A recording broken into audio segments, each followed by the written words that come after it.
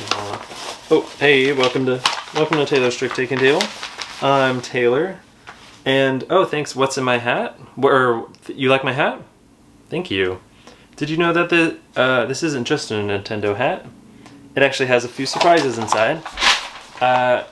This is the start and end of Kickstarter week, Kickstarter day. This is actually Kickstarter hour on the channel, where we are covering, and pre-order hour on the channel, we are covering 3 games that were sent to me from friends of the channel, and they are available to check out now on Kickstarter or pre-order, or soon to be Kickstarter. So we're gonna tackle this one at a time, but before I say anything more, these were all sent to me from friends, so take it with 3 grains of salt. First, let's start with this bad boy. This is Fortitude by J.L. Reid. This is a single player, or solo? I think solo war, kind of a roll and right-ish or flip and right-ish, trick-taking game set in World War II about guising, is that the word? Hiding from Germany where the Normandy invasion is. So there's some trick play, there's some winning tricks, some losing tricks. I think that's a good enough hook as it is.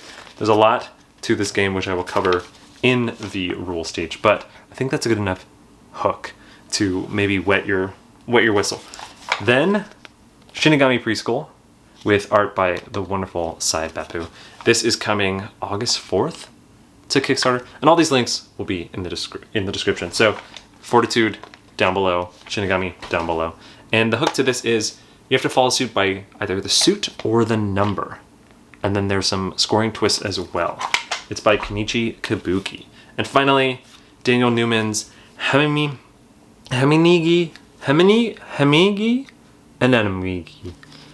And this is a must-not follow trick-taking game where if you can't follow suit, it doesn't end the hand. You just score one of the cards in your hand.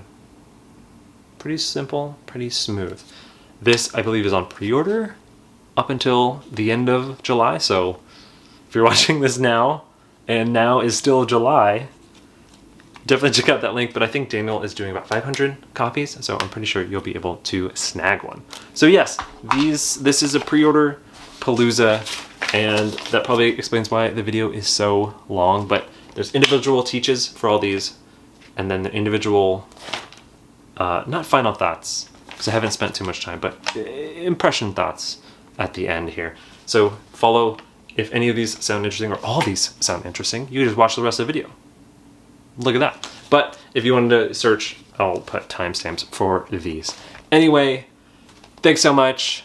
Catch you at the table.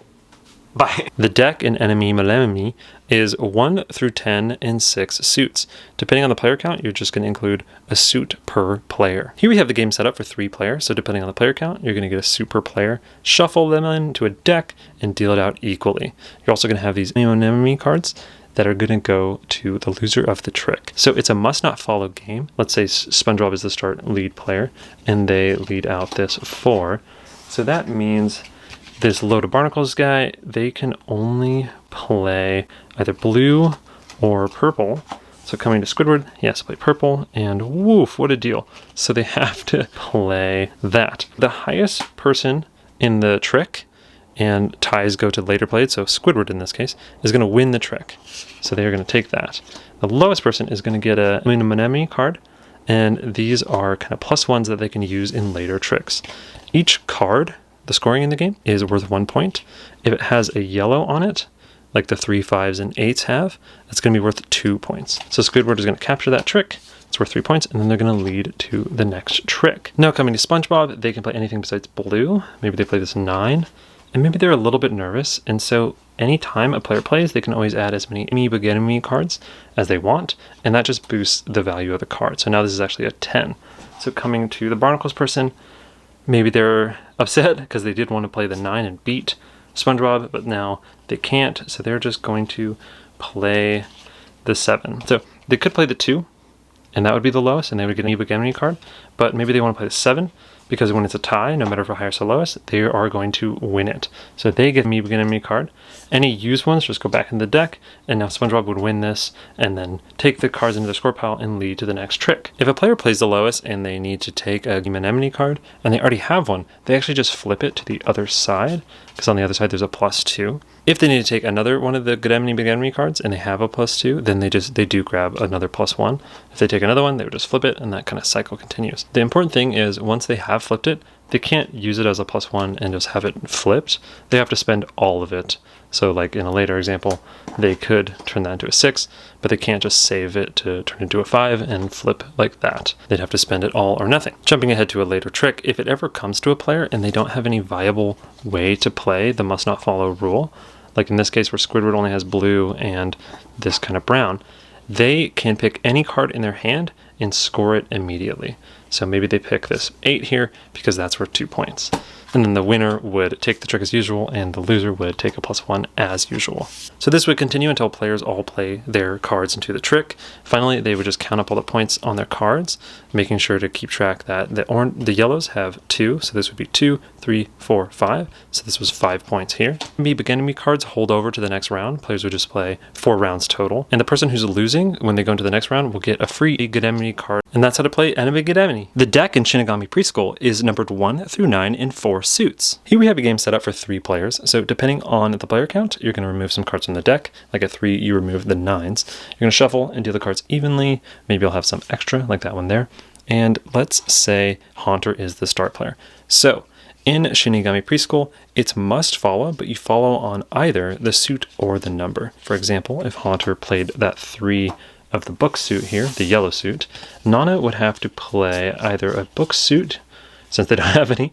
Oh, there they go. They have a 7. They can play either the book suit or any of the same number. So over here they have this 3 as well. So they can play either of these. Let's just say they followed suit with the book suit. And then finally coming to Boo, maybe they played the book suit. So if everybody played the same suit, the winner of the trick is the highest number. They're going to collect this trick, and you keep all cards face up, which I'll explain for the scoring later, and then the winner would just lead to the next trick. So maybe they play the 3 blue. After Boo played the 6, it comes to Haunter, and Haunter's a little bit mischievous, so instead of playing the blue suit, and just like that last example, where highest won, they are going to follow suit on the number. So if anybody plays a number in the trick, it actually changes the winner of the trick.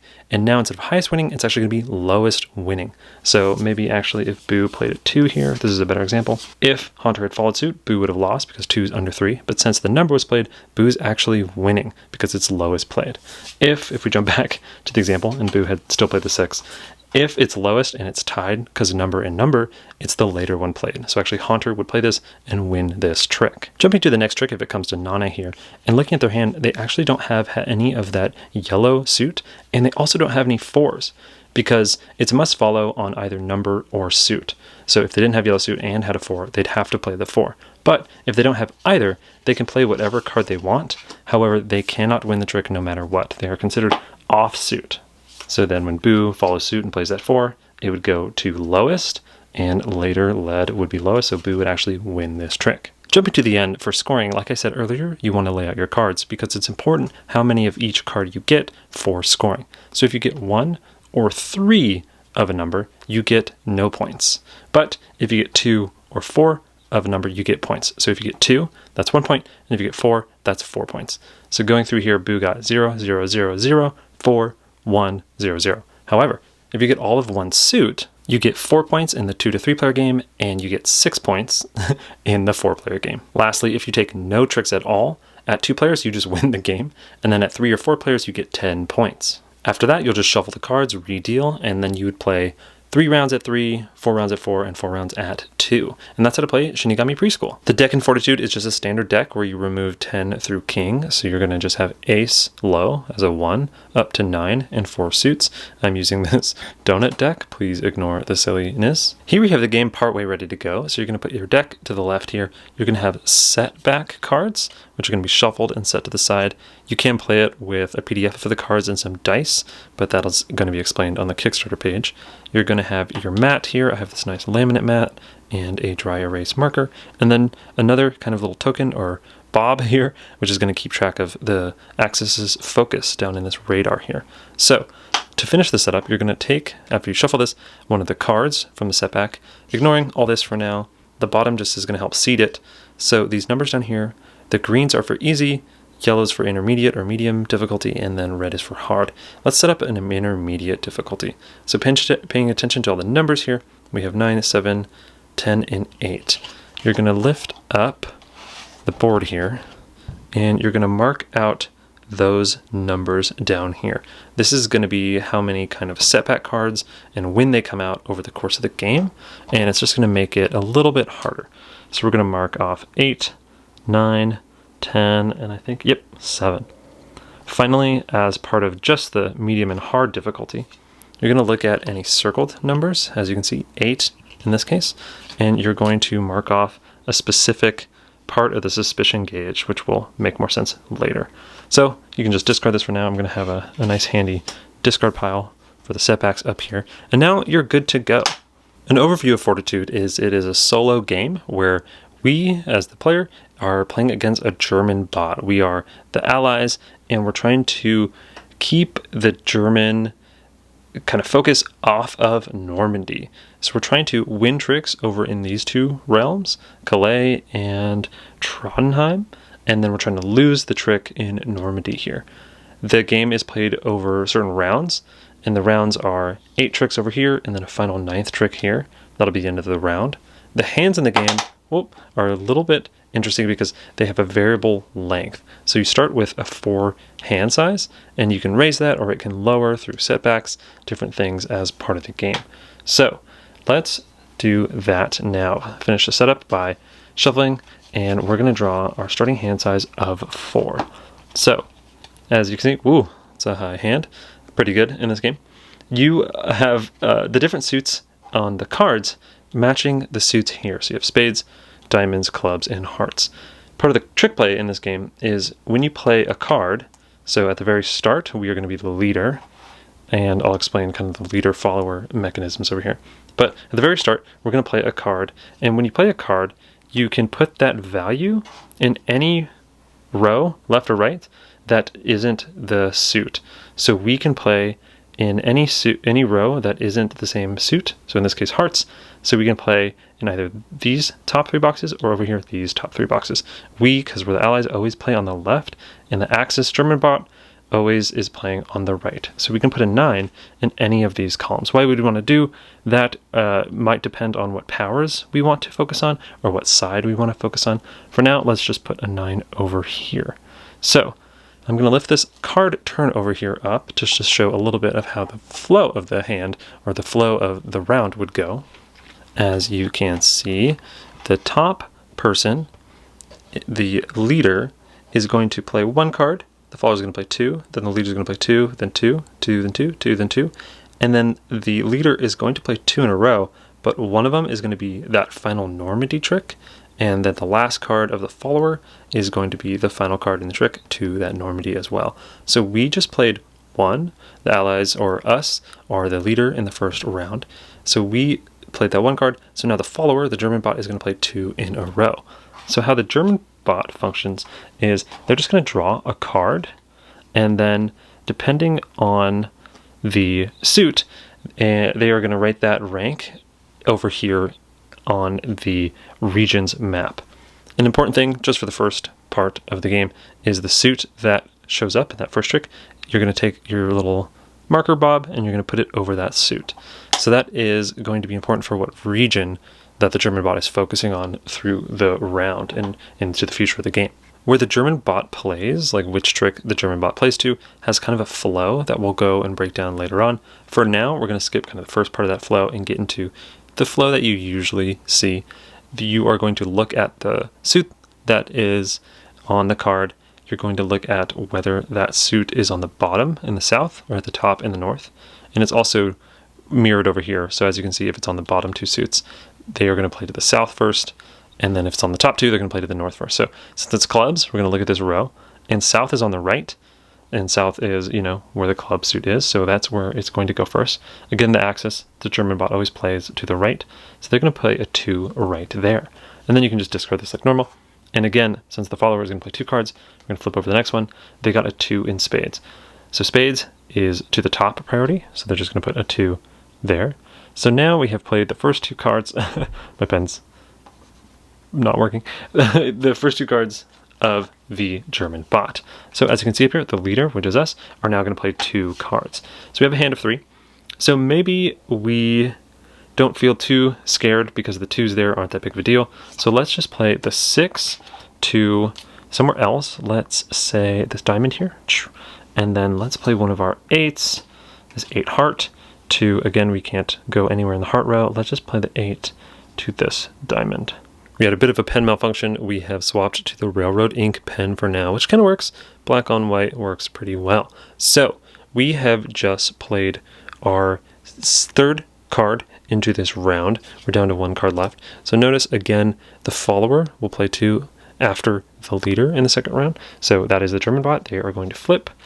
And again, it's hearts. So you go to the hearts row, and hearts is on the bottom. So they're going to play to the south region. So they're just going to play a 1, and then you're going to flip this. And now it's clubs. So notice they usually play clubs in the south because that's their preferred region. But since that's blocked, you actually just go to the opposite region next. So they're going to put a 9 right there. Next is our turn to play 2 cards, and as you can maybe tell, we only have 1 left, so you're going to see a new mechanic here. Let's, for now though, play this final card. It's an 8 of spades. We would love to put it up in the spades row, but we can't, so let's just put it down in the hearts row, an 8 right there. So now we have to play another card. We don't have another card in our hand, so we have to replenish our hand. Again, our hand size is 4, but every time you replenish your hand, you mark off a new month in the calendar. It's to signify time passing. And how we win the game, I guess I should talk about this, is after those 16 hands, where we replenish our hands, if we're still alive and we haven't revealed the location of Normandy to Germany. So when you shuffle the deck to get a new hand, and if there's ever a marked symbol down here, either printed on the board or when we set it up during setup, you're going to flip a setback card and do what it says. So as you can see, let's first get our hand. So 1, 2, 3, 4. The card says discard your entire hand and redraw the same amount, and it does not advance the calendar. So not too bad. We didn't really mind it for now because we just got that hand, and that actually wasn't the best hand anyway. So let's do that. So we have 4 new cards. So we still have to play our 2nd card. Sometimes I'll mark this to help keep track because you have to kind of discard, or you have to empty this or erase that anyway, so it's kind of nice to keep track. Also, I should have marked over here, this starts on high as part of setup. This starts as 1 as part of setup. That is a 4 over here.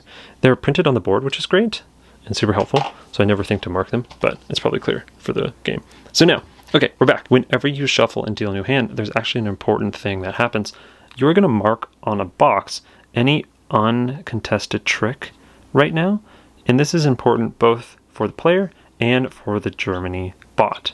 So for the player, if you don't play there by the time you have to shuffle and get a new hand again, that whole trick is going to be wiped null for this round. So let's say I play here, here, here. I guess it can't happen because I have 4 cards, but let's say, you know, this 8 wasn't here, that 8 wasn't there, and I play here, here, here, here, here, and I leave this trick uncontested. This will get a slash through it, which is bad. It makes it so our suspicion gauge gets way worse, which I'll explain in a little bit. But so that is the importance to the player, why uncontested tricks happen. For uncontested tricks for the bot, why it's important is that they actually go there first when flipping, which I'll show in a little bit here. So moving forward now, let's again just say we play to a 5 up here. And when you play to an uncontested trick, you can just also erase that box. So we have a 5 there. So now when the bot's turn to play, they actually have a little bit different of a flow because the first step is really important. So they have the ace of clubs. So now when it's the bot's turn to play, we have to pay attention to the first step, which is looking at uncontested areas. So the bot flipped an ace of clubs. So instead of doing the whole look at the row, see if it's blocked and where you put the card, you first have to go to the lowest uncontested trick. In this case, it's that 6 over here. So they would have to go here. The next card flipped is a 2, and there's 8s, so you can just pick one. Now it's our turn again to play 2 cards. Maybe we play this 5 of spades right here into the clubs section. Then we play the 6 of diamonds up here into the spades, which is important because we would have been left with a spade that we couldn't play if we didn't pay attention to the suits in the game. Next, the German bot is going to flip, and again, they go to uncontested first, so they're going to go down into that 7. And then finally, they're just going to fill in that last spot, the 6 up here. So lifting this up, you can see we're on the final section here for the end. We only have one card, however, so we are going to play to that final region down here, and then we're actually going to get a new hand before we play to Normandy. So let's put the 7 here, boop, discard that 7, and then now when we draw, we're going to again move forward the month. We're going to draw back up to our hand size, which is 4. 1, 2, 3, 4.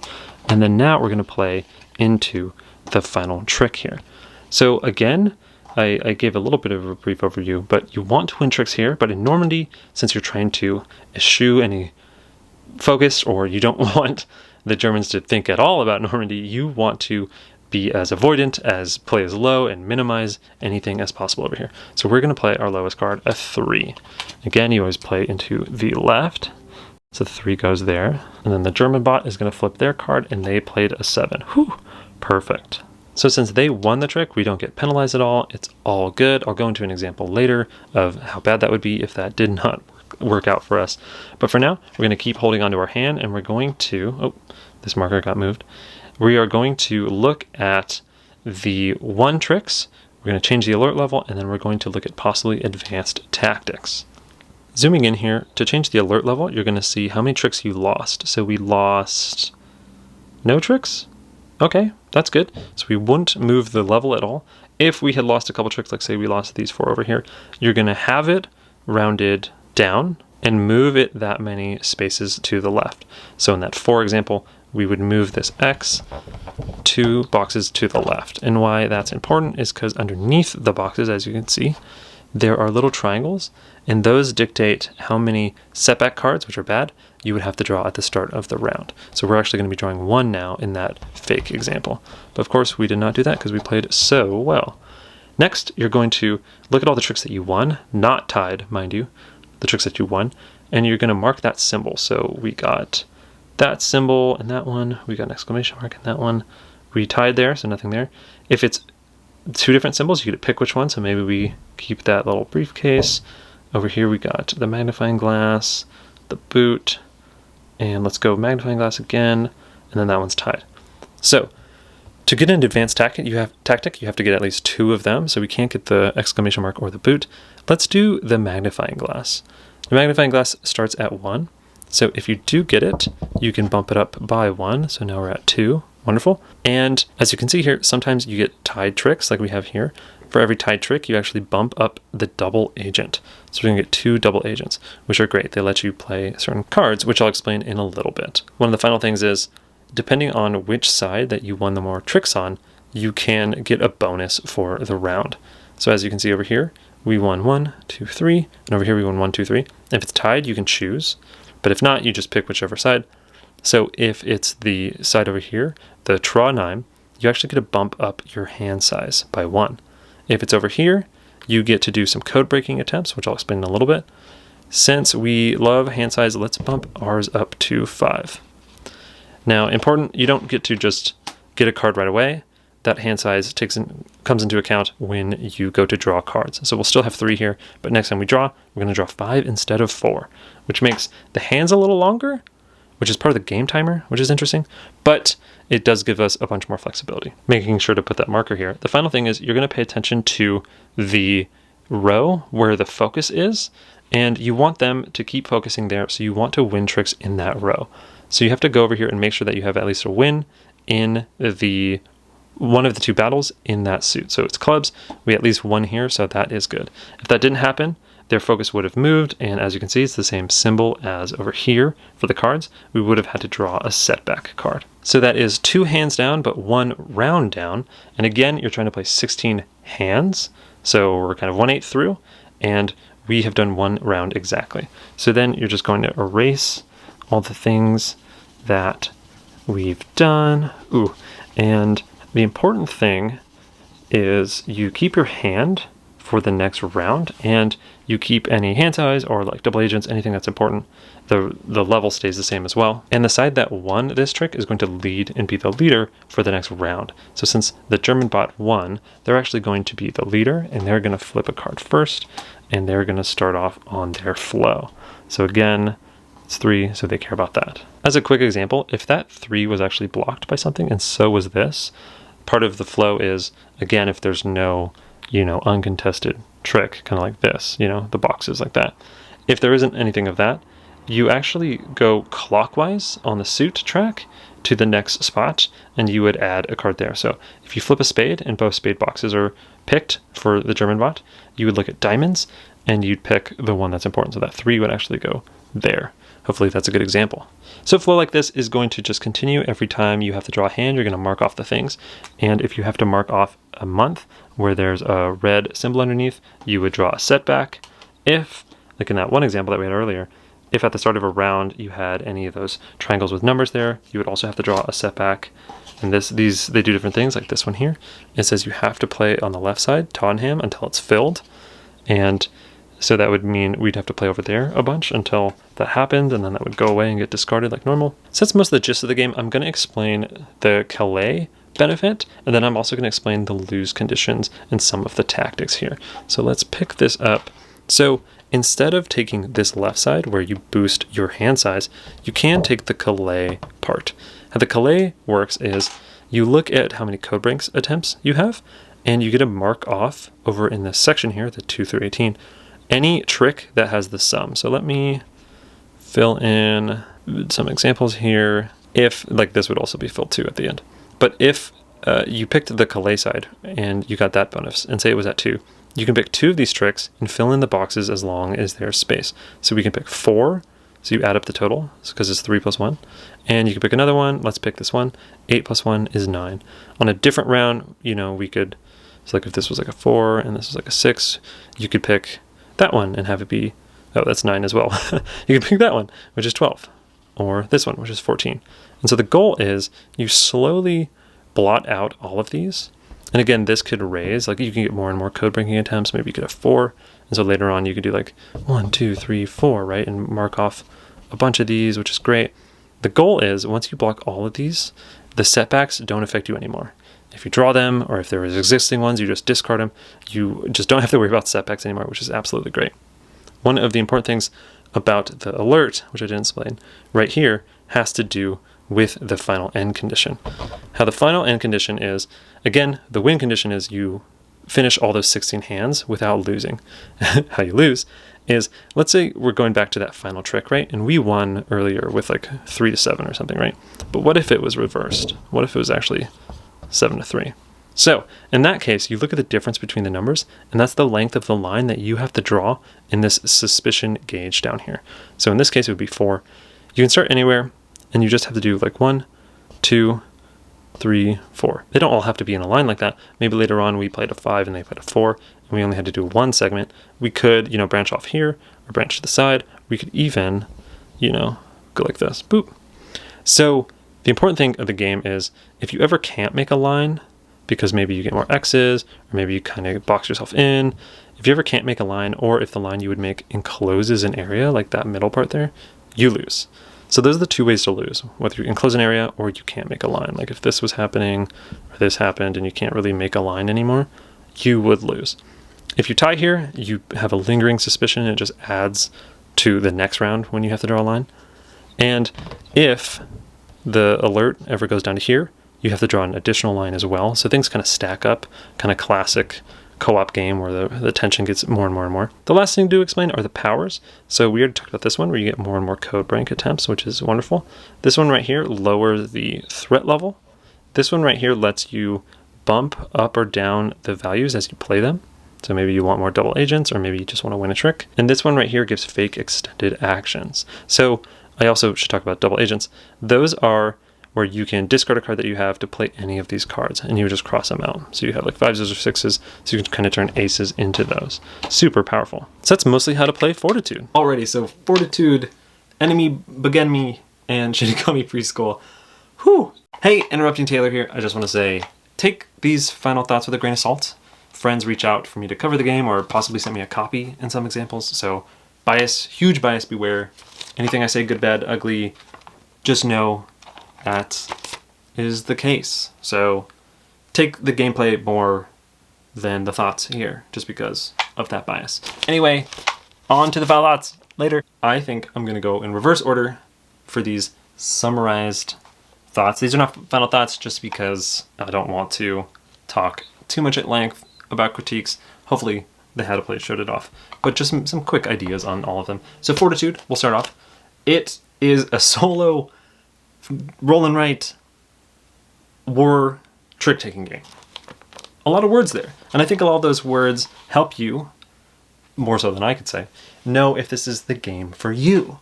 So, does it feel like a trick taker? A bit. Does it feel like a roll and write game? I think so. Does it feel like a war game? I don't play many war games. Maybe. I don't know. And it does interesting things with trick taking. I obviously think I should talk more on that. I think the fact that you don't follow suit for what you play gives flexibility, which is rad. I love the idea of trying to win mostly and then losing in the final trick. And then also there's some cool over and under mechanics of growing your hand so you have flexibility, but the more you grow your hand, the technically longer the game is because you're just trying to hold out. So there's kind of like a min-maxing you do with the hand size. And then how you pay attention to which numbers match with what, because you're trying to, other side of the coin, you're trying to, in Calais, hit all those specific numbers, 2 through 18.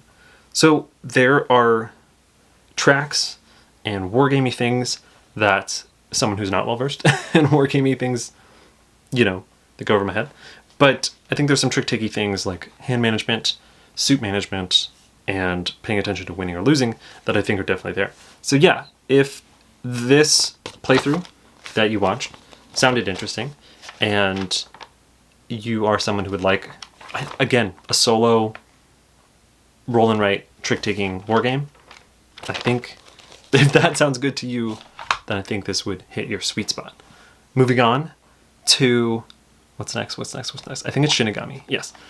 Shinigami Preschool. So I think the aesthetic with the wonderful Sai Beppu art and the gameplay, it's, preschool. It feels like this would be a game you could teach people or kids would play because you can really understand the different ways to follow suit. Kenichi Kabuki, who did 535, I think you can kind of see a little bit of his design mentality in here. So like in 535, you can play whatever you want, sets, runs, and then you can add to them and you can change it up and you can go up or down. And in this one where you can follow by either number or color, so following suit is kind of those, there's some freedom, kind of anything can happen in the game. And the gameplay or the art seems like, preschool. Seems like this would be good for kids and anyone maybe who want to learn trick-taking has this kind of, you can play number or suit. It feels, I think it's Uno what can also do that, kind of that game space where you can play whatever you want. And then there's multiple ways to score. I hope the gameplay showed off this one. I think there is a Kickstarter in English coming soon on August 4th, I believe. And last but not least, Bagabidi Hibbidi Babadoo Ooey Doo Wee. I think in the realm of must not follows, there's always that idea of what do you do when you have to follow, when you can't must not follow. What happens? So in Potato Man, the hand ends, right? In Aurum, I believe the hand ends Tricky Time Crisis. The hand ends? I'm blanking right now. But what's cool in Anemone is that you get to add a card from your hand to your score pile, which, you're just trying to score points in the game. And so you can add one of those juicy 3 5/8 to your hand. And it's one of those things in Must Not Follow where you want a short suit so that you trigger Must Not Follow. But in this one, you trigger it for yourself. So that feels good. And the +1s to the loser to make them become the winner, maybe later. There's kind of that moment where it's like, when do you use them? And sometimes players can play over you even though you use them. That happens. And the graphic design is cool. I think it might look a little bit different you can go definitely check out the website, because I think Daniel's doing pre-orders now at New Mill. But I love that the confish are in this black and white, and the card backs look really sleek. I think the con, I mean, the suits are hard to decipher at times. I think they're a little close. But also, if you told me I had to sleep with the fishes, if I didn't say the name of this game correctly, I would be on one of the suits. My body would be on the ocean floor, because this is one of the hardest games to pronounce of all time. Anyway, that is Enemy and Enemy, and I believe there are pre-orders up until end of July, or maybe longer. I think Daniel's going to do a print run of 500, I believe. So I think you will be able to get a copy of this. Anyway, those are the 3 roundup of pre-order Kickstarter. I hope you enjoy it. I know oftentimes I'll cover really hard to get games, so it's always nice when you can possibly get these games right now. Anyway, thanks so much for watching, and catch you later. Bye!